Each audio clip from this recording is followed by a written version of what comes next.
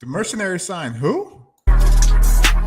We doing everything they talk about. You know I'm everything a boss about. Not putting work and gotta. Hey, I'm just as surprised as you are. This is a breaking emergency. Had to hop on the show type of podcast. The Helvetic Mercenaries shocked the ELF universe again. Signing wide receiver Keelan Cole. That's new. That's big. That's different. How did we get here? It was all surprise when the Mercenaries were able to bring in Aaron Jackson from Berlin, one of the top receivers that's been in the league, also top returner, played for Berlin the past couple of years. But then there became some contractual issues with him in the Thunder, so they say, which basically has forced him into retirement from the ELF. He had to go back to Germany, and he's playing for the Berlin Rebels. But that left a big, obviously, gaping hole for Helvetic, and people wondering how are they going to bounce back? Who are they going to get? Guys still on the market, Markel Castle. Who else? Terry Robinson, at the time before he recently just signed with Hamburg. Malik Stanley, Carlos Hill. There were some guys out there. Well, Jeremy Bryson did it again. Coach Herford did it again. Mercenaries front office did it again. They bring in this guy. One safety back in the middle. First and 15, and what a catch!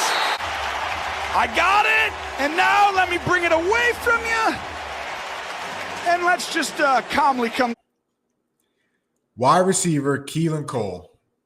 Now, let me give you some background on Keelan, because he's obviously a NFL vet, talented type of guy.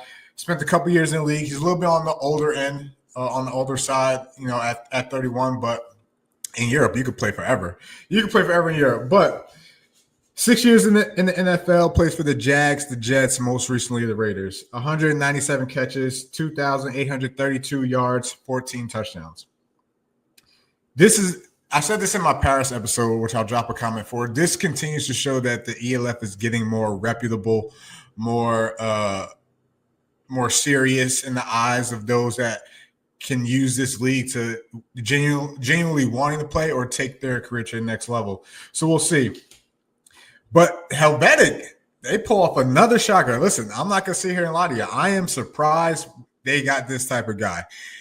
He's going to be able to come in. He's going to be able to help this young team, this young receiving group. Obviously, Milan Spiller is going to be able to learn a lot. This could be the type of season for Milan that